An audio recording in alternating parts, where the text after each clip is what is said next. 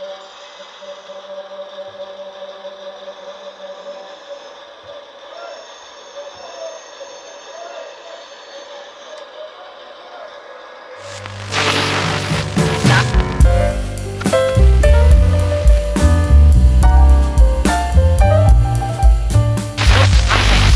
everyone, I'm Matt, I'm back, and in today's video we're going to be talking about updates to the 26th Street Station.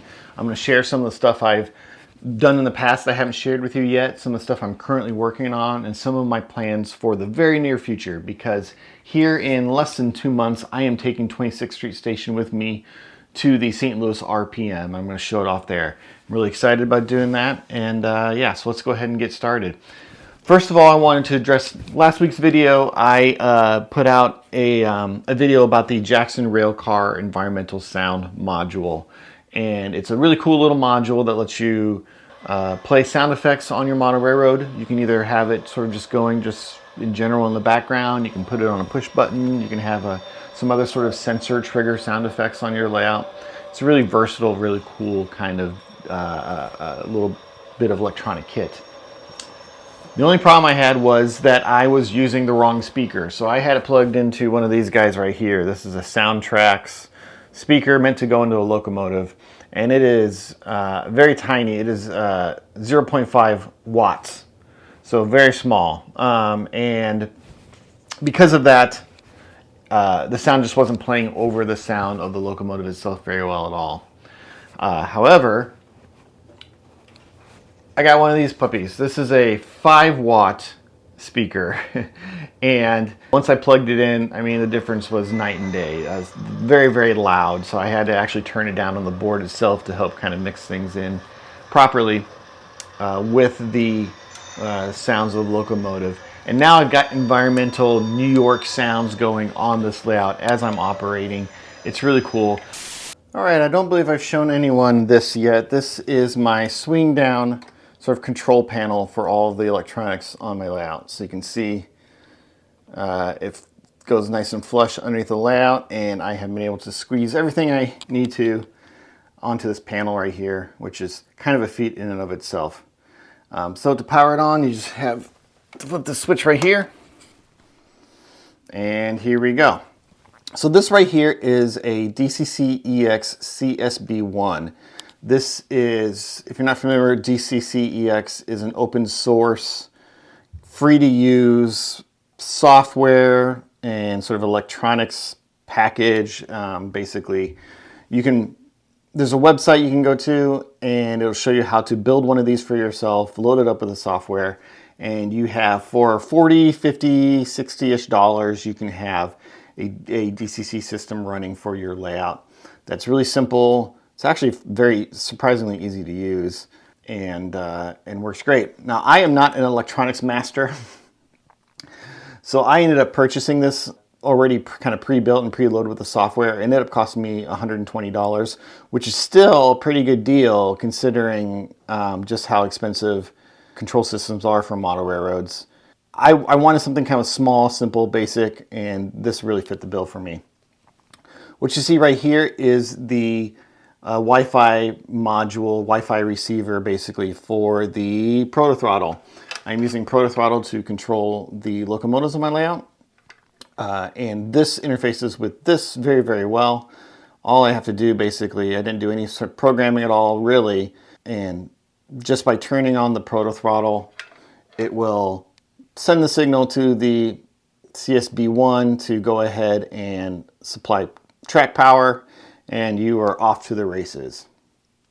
Over here is a Motorman by Iowa Scaled Engineering. What this is kind of its own separate DCC system, and you use this in conjunction with a pair of sensors that sense where the locomotive is on a piece of track. And basically what you can do is you can run a locomotive back and forth along the rails. So when I am displaying my model railroad and I don't want to necessarily be, worrying about running trains, but I want to have movement, I can flip this on and it'll just move the locomotive up and down the tracks and be fun for people to watch And yeah, I don't really have this fully working just yet. It works, but I am using the Proto Throttle to run my locomotives, and what that means is that braking is different on this, and I think it's causing some issues with getting the locomotives to stop and reverse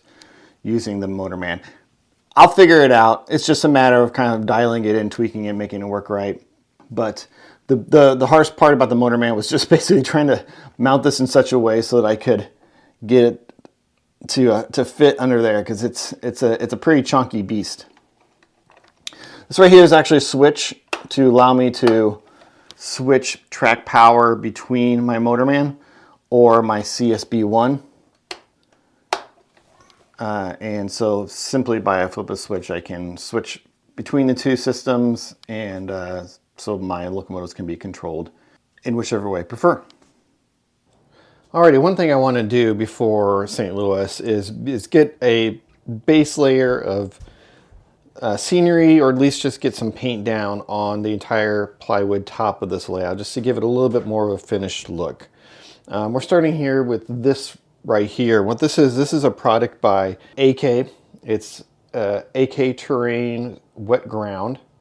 And essentially it's an acrylic paint with sand or some other sort of textured material in there to kind of give it this kind of rough look, and then it dries to a glossy finish, so it gives it the appearance of a wet, muddy ground, which is kind of the overall look I'm looking for with this layout. This is going to be, I kind of wanted, scenery-wise, just something a little bit different, so what I'm going for is like wet right after the rain kind of look for this layout. They got a ton of different products. Here's another one. Here's AK's Terrain's Asphalt, so I'm going to use this for patching my Belgian block roads and driveways. So they got a lot of cool products. I'm going to be using a few of them probably on this layout before it's over with. In addition to that, we've got this stuff right here, which is these kind of larger puddles of standing water that I've started working on. We're going to come back here in a second and add another layer to it. But what this is Liquitex Gloss Medium. This is basically, they had their matte medium product, which a lot of people use for glue.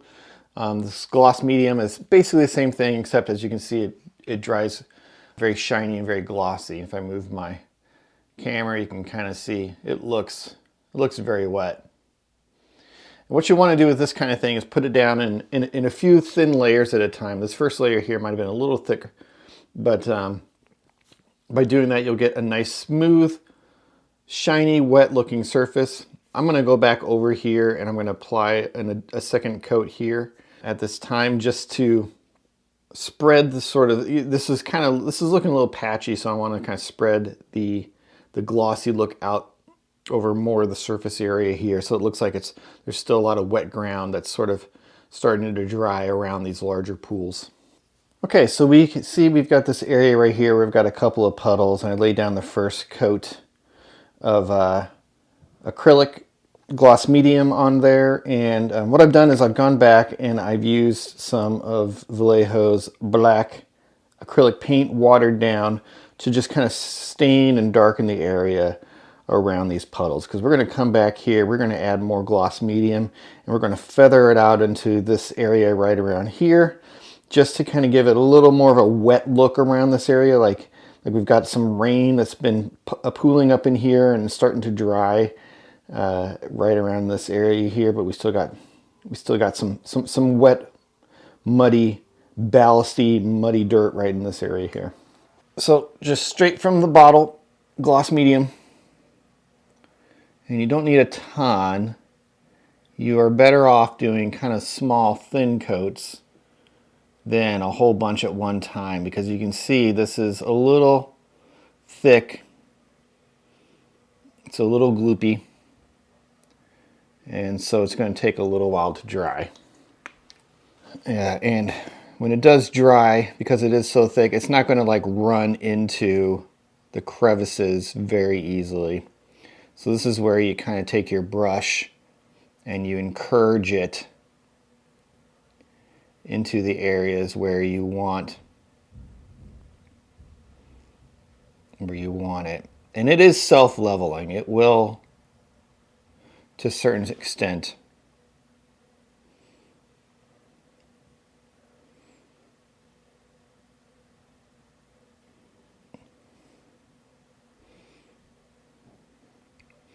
But you can kind of just take your brush and kind of move it along. This takes a while to dry. It's about 24 hours before it's dry enough to really touch, in my experience.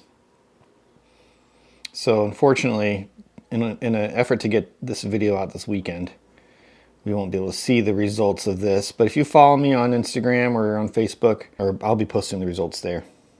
All right, I'm going to take some of this and just start to kind of work it out of the puddle and up and onto the ground a little bit,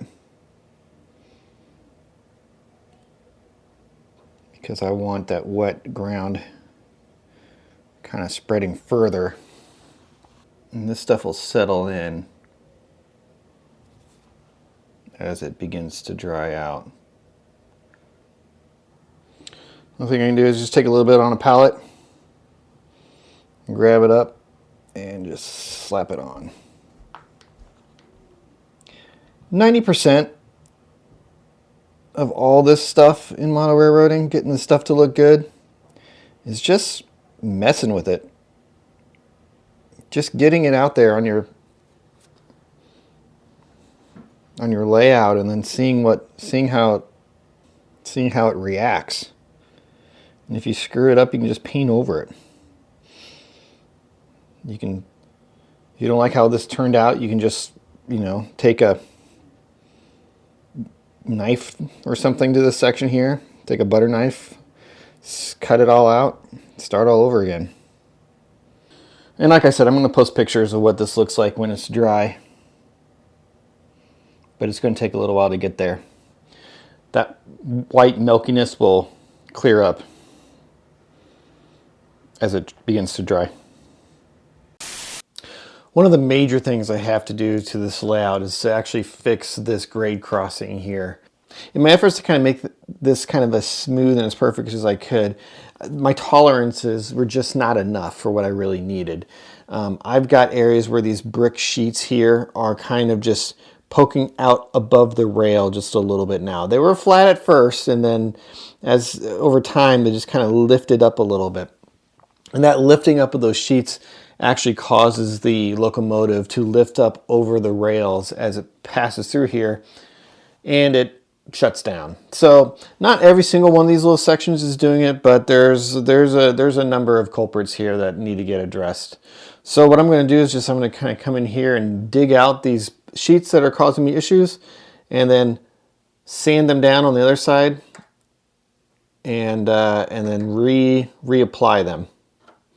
So this is I want to use this as an example, because I know people out there who are just a little too afraid of screwing things up, and so they don't even get to the point where they're really working on the layout, right? They got a lot of plans and a lot of ideas for what they want to do, but they're so worried about, oh, what if I do this wrong? What if this idea I have doesn't work out for this little bit of scenery right here, or this little bit of track work right here? And so they just don't even start. And if you do that, well, you don't get very far. And so it's okay to screw up. It's okay to accidentally, make this thing a little too thick, and so it pushes itself up over the rail. It's okay to make those mistakes, because those mistakes can be fixed, and you'll learn from them, and you get better next time. Making mistakes is a part of model railroading. Never let the fact that you might be worried that you are going to screw up something like a grade crossing prevent you from even getting started on it in the first place. Will you screw it up? Quite possibly. Can you fix it? 100%, right? So I'm going to go back here. I'm going to clean up the back of this here. I'm going to sand it down. I'm going to make sure it lays down nice and deep between these rail heads here, so we don't have this issue where it pokes itself back up again. Well, that is it for me today, folks. Thank you so much for stopping by and checking out this video. Anyone who watches my videos know that I really love this layout. I'm very happy with the progress I've made on it. just overall, this has been a real fun project for me, and I'm really happy that I get to share it with all of you. Thank you all for stopping by and checking out this video, and I will see you all in another video.